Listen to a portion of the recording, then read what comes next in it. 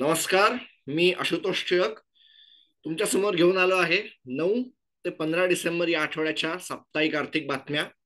सुरुवात करूया या आठवड्याच्या हेडलाईन्स पासून. पण तत्पूर्वी जर तुम्ही माझं चॅनल सबस्क्राईब केलं नसेल तर सबस्क्राईब करा, हा व्हिडिओ लाईक करा, कमेंट करा, तुम्हाला कसा वाटला सांगा, तुमच्या मित्रांमध्ये शेअर करा आणि तुमचं जर अजून काही सूचना प्रतिक्रिया असतील तर त्या कमेंट बॉक्समध्ये जरूर मेन्शन करा खालती. सुरुवात करूया या आठवड्याच्या हेडलाईन्सला. फेडरल पॉलिसीचा दिवस होता. आपल्या सगळ्यांचे लाडके जेरोम पॉवेल जेपो मागच्या काही दिवसांपूर्वी शक्तिकांता दास यांनी आपल्याला दाखवलं त्यांची ताकद. जागतिक बाजारामध्ये जेरोम पॉवेल यांची ताकद दिसली.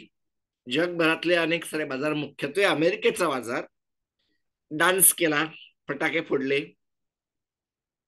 भारताच्या अर्थमंत्री निर्मला सीतारामन यांचं म्हणणं होतं की वोट ऑन अकाउंट असेल पण तरी देखील एनपीएस मधले काही चेंजेस हे या बजेटमध्ये दिसू शकतात. सरकारला एनपीएस मध्ये नेमके काय चेंज करायचे आहे त्याचा एक झलक दिसू शकते. सॉव्हरेन गोल्ड बॉन्ड ची एक नवीन सिरीज सरकारने जाहीर केली आहे. त्याच्याबद्दल नेमकं काय आहे हे आलं लक्षात. डेटाने अगदी खचाखच भरलेला हा आठवडा होता. सीपीआय, डब्ल्यूपीआय, आयआयपी डेटा इंडिकेट असं करतो आहे की भारतामध्ये तरी इन्फ्लेशन विल बी बॅक. कारण डब्ल्यूपीआयचा जो काय डेटा आहे तो असं दाखवतोय की इन्फ्लेशन वाढलेलं आहे. नेमकं काय चालू आहे आणि इन्कम टॅक्स अपिलेट ट्रायब्युनलचा एक छोटासा निकाल, एक छोटासा निर्णय नेमका काय बदल घडवू शकतो आपल्या अनेकांच्या आयुष्यामध्ये, त्याच्या बाबतीमध्ये पण थोड्या गोष्टी जाणून घेऊया. आणि इतर अशा अनेक साऱ्या बातम्या आहेत त्यांच्याविषयी बोलूया. सुरुवात करूया अधिक डिटेल बातम्यांना. Federal Reserve kept rate unchanged. Jerome Powell यांचं कोट या सगळ्याला हायलाइट करणारं असं होतं की as we look ahead to the next year, I want to assure the American people that we are fully committed to returning inflation to our 2% goal. Restoring price stability is essential to achieve a sustained period of strong labor market conditions that benefits all. आणि याचा अर्थ असा आहे की Jerome बाबा Powell जेपो आपल्या सगळ्यांचे हे 2%च्या टार्गेटला धरून बसले आहेत. पण ती त्यांच्या महागाईचा हा जो एक दर आहे आणि आत्ताची असलेली इन्फ्लेशन हे कुठेतरी अंडर कंट्रोल आलेलं आहे. फेडरल रिझर्व्हचा लाडका पीसी असेल किंवा कोअर पीसी असेल किंवा इतर अनेक साऱ्या गोष्टी असेल त्यांच्याकडे पण एक सीपीआय असतो. परंतु फेडरल रिझर्व्ह ज्या कोअर पीसी किंवा पीसीच्या बद्दल बोलते, ज्याच्यामध्ये महागाई असेल, तुमचं भाड्याचं दर असेल, तुमचं कर्ज असतील, अशा अनेक साऱ्या गोष्टी त्याच्यामध्ये असतात, तो अराउंड 3%च्या खालती आला आहे. आणि ही एक आनंदाची गोष्ट आहे. डिसेंबर 2023च्या पॉलिसीमध्ये Federal Reserve kept interest rate unchanged. 5.25 ते 5.5% रेंजमध्ये त्यांच्या भाषेमध्ये त्यांनी केला. हायएस्ट रेट 23 वर्षामधला आहे, सांगण्याची गोष्ट नाही. परंतु जागतिक बाजारातल्या अनेकांना या पॉलिसी मधलं नेमकं काय आवडलं असं जर विचारलं असेल तर पहिल्यांदा रेट कट असं काहीतरी मेन्शन या पॉलिसीमध्ये करायला झालं आणि हे मार्केटमधल्या अनेकांना आवडलं. फटाके फुटले, ऑल टाइम हायला जाऊन आले. हो, S&P 500 असेल किंवा नॅसडॅक असेल, डाऊ जोन्स असेल, ऑल टाइम हायला गेले. डॉलर इंडेक्स लोला आला. डॉलर रुपयाच्या बाबतीमध्ये थोडाफार पडला. 101च्या आसपास डॉलर इंडेक्स आला. क्रूडच्या प्राइसेस थोड्याफार अजून डाऊन झाल्यावरती आल्या, केलं थोडंफार. बघूया शेवटच्या सेगमेंटमध्ये बघूया. परंतु या सगळ्याकडे बघताना सगळ्यात आनंदाची गोष्ट सगळ्या मार्केटला आणि सगळ्यांना असं जाणवलं की कुठेतरी 3%च्या खालती महागाई आलेली आहे आणि अमेरिकेमध्ये 5.25 ते 5.5%च्या आसपासमध्ये इंटरेस्ट रेट फिरतायत. हे काय फार योग्य नाही. त्यामुळे कुठेतरी जेरोम बाबा पॉवेल हे महागाईवर लक्ष ठेवून ऍट द सेम टाइम अमेरिकेमध्ये दुसरा पण एक इश्यू आहे. कारण अमेरिकेमध्ये मोठ्या प्रमाणावर कन्झ्युमर सेंट्रिक अर्थव्यवस्था आहे आणि इन्फ्लेशन 3% खालती येत आहे, परंतु इंटरेस्ट रेट हे अजूनही 5.25 ते 5.5% आसपास आहेत. काहीही न करता लिटरली फुकटचे इंटरेस्ट कमवणं हे आपल्यासाठी असेल. अमेरिकेमध्ये इंटरेस्ट रेट्स हे पेबल असतात, ते त्यांच्यासाठी वाढलेले त्रासदायक असतात. हा त्याचा एक त्रासदायक फॅक्टर आहे. अमेरिकेच्या सरकारवर असलेलं मोठं कर्ज, 31-32 ट्रिलियन डॉलरचं भलं मोठं कर्ज, हे देखील या व्याजदरामुळे मोठ्या प्रमाणावर त्रासदायक ठरलेलं आहे. कारण शेवटी कर्ज असतं, ते फेडावं लागतं. आणि त्यांचे बॅकर ज्या वेळेला असतात, त्यांचे इन्व्हेस्टर हे जापनीज असतात अनेक. त्याच्यामध्ये मोठे मोठे रिपोर्ट आले. त्याच्यामध्ये अजून जेपी मॉर्गनच्या बॉस यांचं विधानं आली आणि अनेकांची काय काय विधानं आली की एका फार वेगळ्या ह्याच्यामध्ये आहेत. त्या सगळ्या ह्याच्यामध्ये ही पॉलिसी महत्वाची होती. पण याच्यामध्ये मला अजून काही गोष्टी सापडल्या की 2023 मध्ये जेरोम पॉवेल यांच्या फेडरल रिझर्व्हनी नुसतं त्यांचं इंटरेस्ट रेटच हाय नाही ठेवलेले, तर ऍट द सेम टाइम बाजारातला पैसा पण काढून घेणं चालवलं आहे.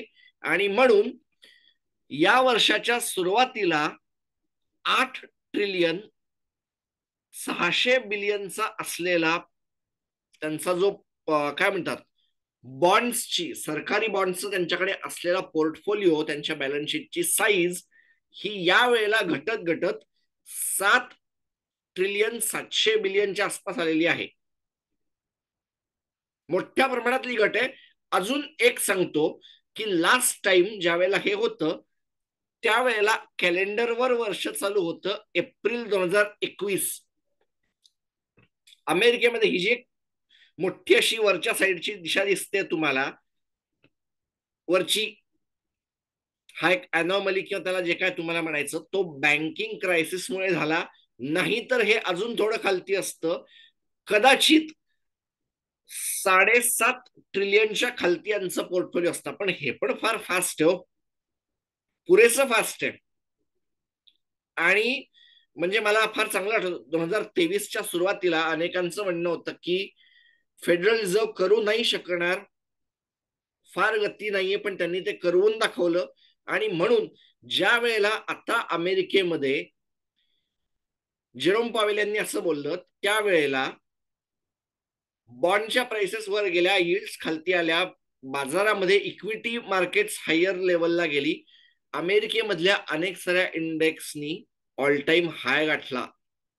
त्याचं एक मोठं कारण आहे, कारण फेडरल रिझर्व्हचं स्टेटमेंट अगदी जर तुम्ही नीट वाचलं किंवा त्या जेरोम पॉवेल यांना त्यांच्या प्रेस कॉन्फरन्समध्ये नीट ऐकलं, तर इनडायरेक्टली डायरेक्टली हिंट त्यांनी अशी दिली आहे की 3 रेट कट्स आहेत पुढच्या वर्षभरामध्ये. पण ते केव्हा, काहींचं म्हणणं जानेवारी पासून सुरू होईल.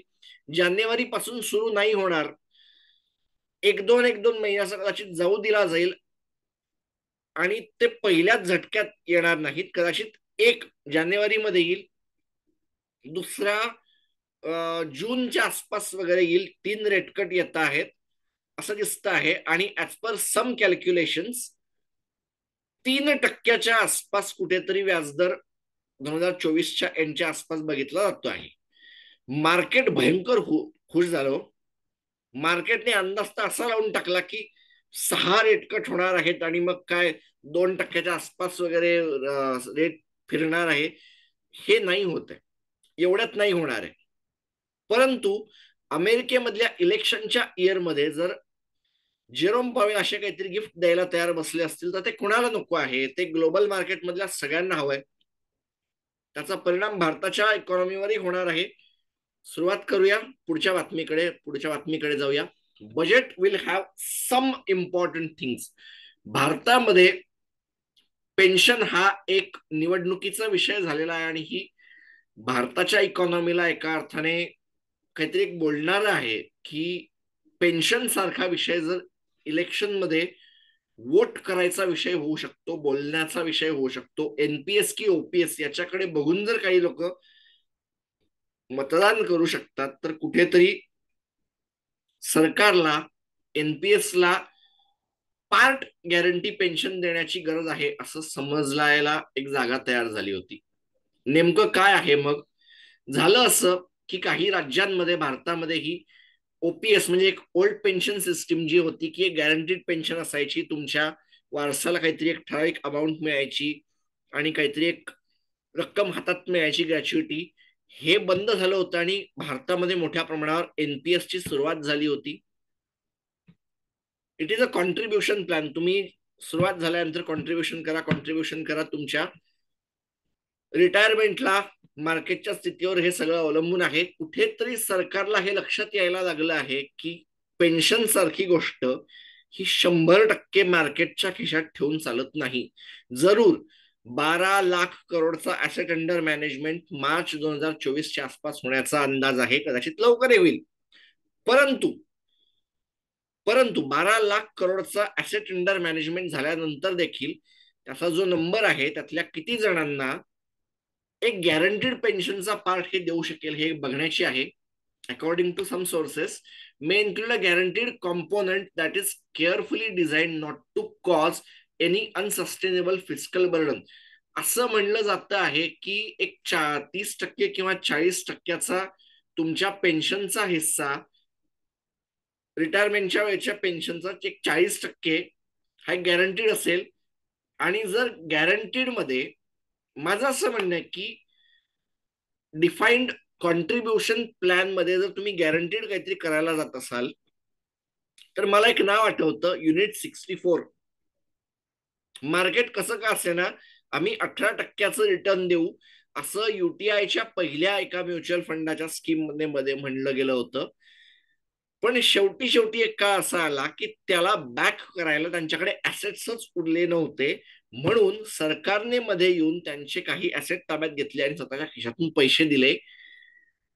असं आहे की म्युच्युअल फंड आणि पेन्शन वेगळी असते. पेन्शनच्या रिस्क वेगळ्या असतात. पेन्शन फंडाची रिस्क वेगळी असते. ती म्युच्युअल फंडाच्या पेक्षा जास्त मोठी असते. होईल का नाही होईल ही एक रिस्क आहे. गव्हर्नमेंटने मार्च मध्ये एक पॅनल सेटअप केलं होतं टीव्ही सोमनाथन यांना घेऊन, आणि त्यांचं रिकमेंडेशन आय थिंक तयार आहेत आणि ते पुढच्या काही दिवसांमध्ये किंवा काही काळामध्ये घेऊन येऊ शकतात आणि सांगू शकतात. सरकार त्याची एक हिंट आपल्याला बजेट मध्ये देऊ शकते असं आहे. सो ते एक ऐकणं एक आनंदाची गोष्ट असेल असं माझं मत आहे. पुढची बातमी, sovereign gold bonds series 3, government of India in consultation with Reserve Bank of India. झालं असं आहे की या सगळ्याच्या नंतर देखील per unit price 6,199 per gram असा तो आहे. 61,000 रुपये पर तोळा असा तो, किंवा 62,000 रुपये पर तोळा असा तो ठरलाय. त्याच्याच आसपास हे आहे. म्हणजे आता मी रेकॉर्ड करतोय त्याच्या काढताना मला अंदाज आलेला आहे किमतीचा, पण डिस्काउंट असा फार काय मोठा नाहीये. That's it. Sovereign gold bond 2023-24 series 3 will be open for subscription from 18 December 2023 ते 22 December 2023. Bonds will be issued on December 28. The second tranche of the SGB will be open for subscription for February 2024 and will be issued on 21st of February. That's it. याचा अर्थ कुठेतरी सरकार, काही अनालिस्टने याच्या बाबतीमध्ये जे म्हणलं की कुठेही भारतीयांच्या या सोनं विकत घेण्याच्या सवयीला काही डॅमेज झालं नाही, पण एक बघितला न गेलेला इफेक्ट असा आला की सॉव्हेरियन गोल्ड बॉन्ड हा तर सरकारच्या बॉरोईंग प्लॅनचा एक हिस्सा झालेला आहे आणि त्याच्यामध्ये इच्छा असून देखील तुम्हाला बाहेर जाता येत नाहीये. पोस्ट ऑफिसमध्ये, स्टॉक होल्डिंग कॉर्पोरेशन मध्ये किंवा तुमच्या बँकांमध्ये जाऊन हे करता येऊ शकतं. 30 days before the coupon payment rate तुम्हाला हे करता येऊ शकतं. आणि हा एक खरंच मोठा ट्राय आहे, परंतु याने जे अपेक्षित होतं ते कुठेही झालं नाहीये. त्याचं कारण मी कुठेतरी माझ्या याच्यामध्ये खालती एक लिंक देईन किंवा तुम्हाला माझ्या रेडिओच्या याच्यामध्ये मी एकदा म्हणलं होतं की सोन्याचे वापर दोन प्रकारचे असतात, एक अंगावर घालून फिरायला आणि नंबर दोन गुंतवणूक म्हणून.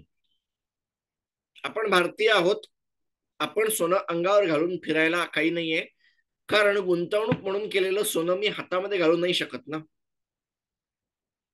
हातामध्ये त्याचे सर्टिफिकेट मी घालून फिरू नाही शकत. हा त्याचा एक फायदा आहे. अंगावर घालायचं सोनं हे अंगावर घालायचं असतं, गुंतवणूक म्हणून करायचं सोनं हे गुंतवणूक म्हणूनच करायचं असतं. परंतु यांना फिजिकल गोल्ड जे गुंतवणूक म्हणून ठेवून बसले आहेत त्याला बाहेर काढण्याचा हा एक मार्ग होता. तो किती सक्सेसफुल झाला माहित नाही.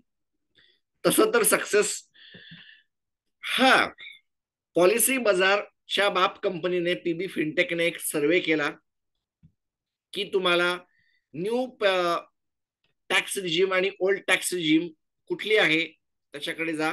बहुसंख्य लोकांनी, त्याच्याशी थोडीशी रिलेटेड बातमी म्हणून सांगतो, ओल्ड टॅक्स रिजीम कडे गेले. नवीन लोकांनी, सरकारने असं म्हणलं होतं की नवीन आलेल्या लोकांना ही मॅन्डेटरी असेल किंवा एका अर्थाने चिकटून दिली जाईल, परंतु त्याच्यामध्ये पण अनेकांनी चूज असं केलं की आम्हाला ओल्ड टॅक्स रिजीम मध्ये थांबायचं आहे. त्याचं कारण असं होतं, अनेकांच्या लक्षात आलं की हाऊसिंग लोन, हाऊसिंग फायनान्स असेल किंवा इन्शुरन्सचं असेल किंवा इतर काही कारणांमुळे तुम्ही केलेली गुंतवणूक ही जर टॅक्स मध्ये सूट मिळवून देणारी असेल तर अनेकांना ती सोडायला नकोशी होते. That's it, that's it. नवीन जाणारी लोक ही आजही ओल्ड वे मध्ये आहेत. आपल्या पूर्वजांनी आपल्याला सांगितलं ते आहे. आणि सोन्याने मोठ्या प्रमाणावर चांगले रिटर्न दिले हे तर आहेतच, परंतु त्याच्यावर एक इंटरेस्ट पण मिळतो, काहीतरी 1.5% तोही याच्यामध्ये आहे. सो जर तुम्हाला सोन्यामध्ये गुंतवणूक ही गुंतवणूक म्हणून करायची असेल तर सॉव्हरेन गोल्ड बॉन्ड हे फार उत्तम ऑप्शन आहे. That's it. पुढची बातमी, सीपीआय, डब्ल्यूपीआय आणि आयआयपी डेटा अगदी खचाखच भरलेला हा आठवडा होता. नॅशनल स्टॅटिस्टिकल ऑफिस भारताच्या एनएसओ च्या माध्यमातून ज्यावेळेला रिटेल इन्फ्लेशन काढायचं म्हणलं त्यावेळेला ते 5.55 असं आलं नोव्हेंबरमध्ये. Fastest pace of inflation in 3 months in October 2023. Retail inflation was 4.87. 5.55चा आकडा हा 6 पॉइंट या आरबीआयच्या अप्पर लिमिटला बऱ्यापैकी जवळ जाणारा आहे आणि त्याच्यामुळे अनेकांनी त्याच्यामधली काळजी वाढवली आहे. India's index of industrial production growth was 11.7 in October 2023, 16-month high. This growth was due to double-digit increase in output from manufacturing, power and mining sector. IIP मध्ये मला तेवढं हायलाइट नाही करावं वाटत, कारण 70% पेक्षा जास्तचा जो आहे तो मॅन्युफॅक्चरिंग आणि इंडस्ट्रीचा रिलेटेड आहे, त्याच्यामध्ये असणारच आहे. हा एक फॅक्टर अगदी जरूर मान्य करावा लागेल. Ministry of Statistics and Programme Implementation MOSPI said that the growth was in contrast to the 4.1 contraction in the same period an year earlier. 2022 मध्ये ऑक्टोबर महिन्यामध्ये, नोव्हेंबर महिन्यामध्ये कॉन्ट्रॅक्शन दिसलं होतं त्यावेळेला. त्यामुळे ही जी एक ग्रोथ आहे IIP किंवा इन्फ्लेशनची ती थोड्या प्रमाणावर वेगळी आहे असं मला म्हणता येईल. परंतु याच्या बाहेर जायला जर क्लासिफिकेशन किंवा त्याचं डिसेक्शन करायचं म्हणलं तर काही गोष्टी अजून वेगळ्या दिसतात. बऱ्याच काळ 2023 एक असं वर्ष असेल ज्यामध्ये WPIच्या इन्फ्लेशनने निगेटिव्हचा आकडा भरपूर वेळा पाहिला.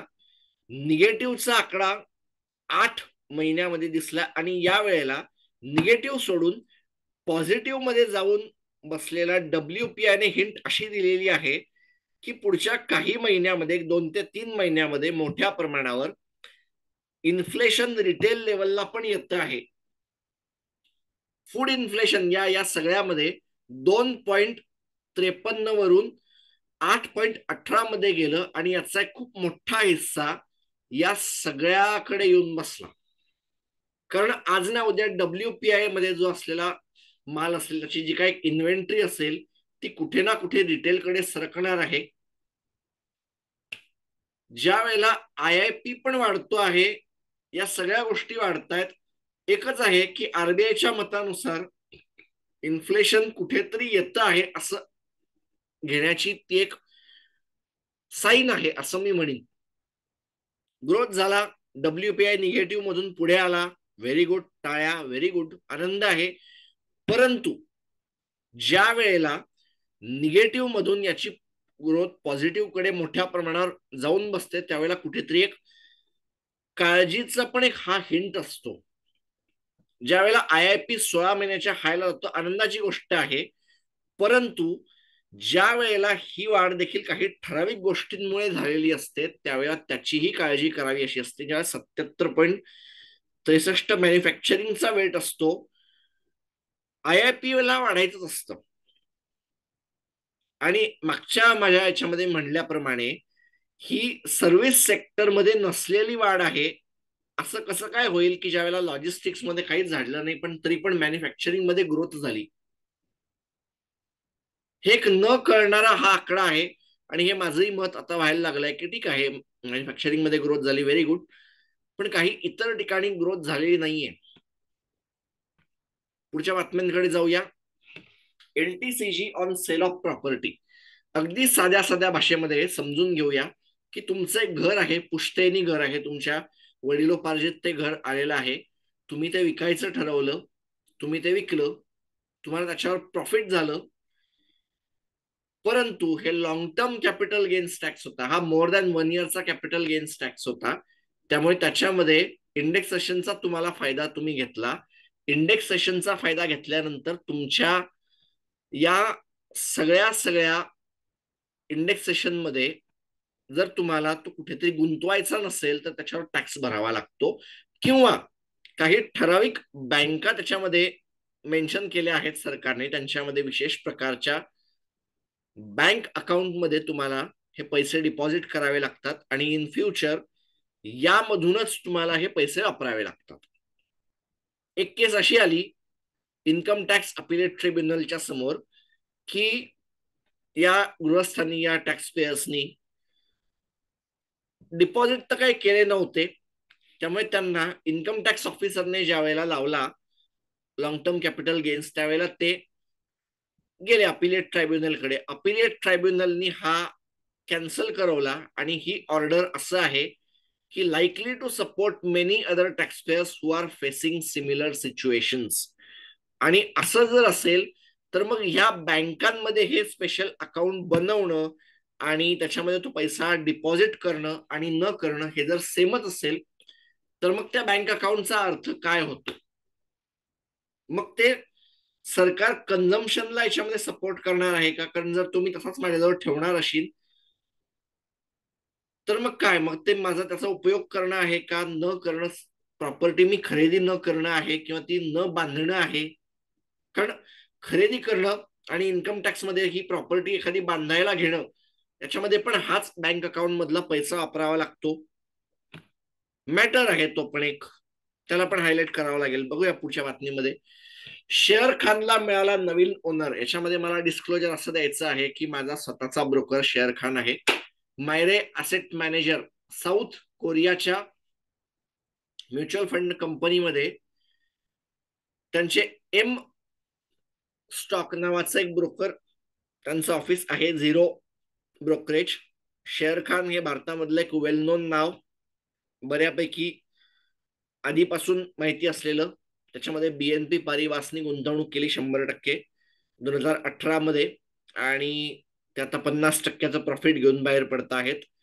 BNP पारिबास ही एक युरोपियन बँक किंवा फायनान्शियल सर्व्हिसेस कंपनी, त्यांनी त्यांच्या बँकिंग आणि लेंडिंग बिझनेसकडे लक्ष द्यायचं ठरवलं. सो त्यांचा प्रयत्न असा आहे की हे जे बाकीचे उद्योगधंदे आहेत त्यातून ते बाहेर पडायचा विचार करतायत. जिओजित या त्यांच्या एका दुसऱ्या गुंतवणुकीकडे आता लक्ष द्यावं लागेल, कारण जिओजितकडे 24%, 24.5%च्या आसपासचा स्टेक आहे, जो 30%च्या वरती होता. आणि त्याच्यामुळे आता प्रश्न असा आहे की याच्यात तरी एक 50%चा हिस्सा त्यांनी कमवला. जिओजित BNP, जिओजित फायनान्शियल सर्व्हिसेस मधला यांचा जो काय रिटर्न आहे ते फार कमी आहेत. त्याच्या बाबतीमध्ये काय करणार आहेत? शेअर खान जे आधी BNP पारिबासचं होतं ते आता मायरे ऍसेट कडे चाललं गेलेलं आहे. New owner of share Khan, असे अनेक सारे प्रश्न घेऊन भारताचा शेअर बाजार एंट्री करतो आहे. मोठी बातमी ठरली होती ज्यावेळेला शेअर खानला BNP पारिबासने खरेदी केलं त्यावेळेला एक. परंतु आता नवीन काय होईल? ऍट द सेम टाइम एक अशी कंपनी यांच्याकडे झिरो ब्रोकरेज हाऊस पण आहे, त्यांच्याकडे फुल सर्व्हिस ब्रोकर पण आहे, आणि याचं मर्जर होणार का, काय होणार, सेबीचे काय रिॲक्शन असतील हे बघण्याची गरज आहे. सिंगल केवायसी साधी गोष्ट आहे. मी बँकेच्या FD मध्ये गेलो तर मला काहीतरी एक वेगळं लागतं, इन्शुरन्स काढायला गेलो तर माझी एक वेगळी केवायसी होते, म्युच्युअल फंड नवीन गुंतवणूक करायला गेलो तर वेगळी केवायसी, NPS मध्ये गेलो तरी नवीन केवायसी. कॅपिटल मार्केटमध्ये गुंतवणूक करायची असेल तर डीमॅट अकाउंट साठी पण एक वेगळी केवायसी. करायचं काय एवढ्याची केवायसी? त्यामुळे सरकारचं असं म्हणणं, दीपमचे किंवा इकॉनॉमिक अफेअर्स सेक्रेटरी त्यांचं असं म्हणणं की लवकरच single KYC for financial product ही फार लवकरच येईल. आणि त्याचं साधारण काय असेल हे पण मी सांगतो. आधार कार्ड आणि तुमचा जर बँकेच्या अकाउंटला कनेक्टेड असेल तर तुमच्या बँकेशी कनेक्टेड अशा काहीतरी गोष्टी येण्याचा ही शक्यता आहे. आधार कार्ड आणि पॅन कार्ड हे भारतामध्ये कनेक्टेड झाले असल्यामुळे याचा वापर होण्याची शक्यता आहे. आणि मला असं वाटतं की कुठेही शेवटी बँकांमधूनच हा पैसा जातो ना, त्याच्यामुळे मला असं वाटतं की बँकेचा याच्यामधला पार्ट हा मोठा असेल. बँका या परत एकदा एका अर्थाने सॉफ्टवेअर कंपन्या, इथं बँकिंग लायसन्स असं काहीतरी होण्याचा एक मार्ग याच्यामध्ये खुला झाला आहे असं म्हणायला जागा आहे. पुढच्या बातमीकडे चलूया. Indices and commodities. काय झालं? सेन्सेक्स 71,483 वर बंद झाला, ऑल टाइम हायच्या बऱ्यापैकी जवळ होता. निफ्टी 21,456.65, जवळपास 2.5% ग्रोथ, 2.25% ग्रोथ मागच्या 5 दिवसामध्ये, आठवड्यामध्ये करून झाली. तोही ऑल टाइम हायच्या आसपास जाऊन आला. निफ्टी फायनान्शियल सर्व्हिसेस 21,529.75 वर जाऊन बंद झाला. ऑल टाइम हाय 21,570 ला होता. मार्केटला एका अर्थाने फारच आवडलं होतं जेरोम पॉवेल यांचं भाषण, त्यामुळे निफ्टी बँक किंवा बँक निफ्टी ज्याला म्हणतात 48,143.55, जवळपास 2.25% ग्रोथ त्यामध्ये दिसून आली. तोही ऑल टाइम हायच्या आसपास आला. S&P BSE Bankex banking index S&P BSE चा 54,336.25 वर बंद झाला. साधारणतः 2.5%च्या आसपास तो वाढला या आठवड्यामध्ये. 4,710 US इंडायसेस ऑल टाइम हायच्या आसपास. आणि याला थोडीशी विनोदाची किनार अशी होती की हा ऑल टाइम हाय लागला आणि त्याच्यानंतर काही तासांमध्ये डोनाल्ड ट्रम्प यांचं असं म्हणणं की जो बायडन जर परत निवडून आले तर अमेरिकेची इकॉनॉमी रिसेशन मध्ये एंटर करेल, आणि त्याच्यानंतर अनेकांनी त्यांना टीकेचे धनी करवलं. That's it. All time high याचा होता 4,738, 4,710 त्याच्यात आसपास गेला, आणि पुढच्या काही वेळामध्ये कदाचित अजून एक ऑल टाइम हाय लागू शकतो, नाकारता येत नाही. डाऊ जोन्स इंडस्ट्रियल ऍव्हरेज 37,216.77 वर ट्रेड केलं. त्याचा पण ऑल टाइम हाय 37,296 होता. ऑल टाइम हायच्या जवळ तोही बंद झाला. नॅसडॅक कॉम्पोजिट 14,772.84 मागच्या आठवड्यात 3%च्या वाढीने बंद झाला. WTI क्रूड 71.90 आणि ब्रेंट क्रूड $76.74 प्रति बॅरल अशा भावाने ट्रेड करत होते. कंटिन्युअस कॉन्ट्रॅक्ट असतात त्यामुळे त्यांचे ट्रेड करत होते असंच म्हणावं लागेल मागच्या. परंतु डॉलर आणि याच्यामध्ये आलेल्या बॉन्ड मार्केटचे रेट घटल्यामुळे कुठेतरी अमेरिकेमध्ये इंडस्ट्रियलायझेशनला सपोर्ट मिळेल या आशेने तेलाने भाववाढ दाखवली. Henry hub natural gas continuous contract 2.34 per million metric ton British thermal unit असं त्याचं युनिट इतकं ते होतं. कंटिन्युअस कॉन्ट्रॅक्ट असं ट्रेड होता. Copper continuous contract 3.88 per ton आणि aluminium continuous contract $2234.25 per ton असा त्याचा युनिट होता. त्याचं ट्रेड चालू होते कंटिन्युअस कॉन्ट्रॅक्ट. आणि सोनं 62,180 62,000 आसपासच आरबीआयने सोन्याचा भाव ठरवला आहे 10 ग्रॅमला. त्याच्यामुळे तो 6,190 याला थोडंफार डिस्काउंट देऊन आरबीआयने केला आहे. सिल्वर 1 किलोला 74,360 रुपये असा होता. मागच्या आठवड्यामध्ये तो 1% आसपास वधारला आहे. या होत्या या आठवड्याच्या बातम्या. पुन्हा भेटूया पुढच्या आठवड्यामध्ये. तोपर्यंत नमस्कार.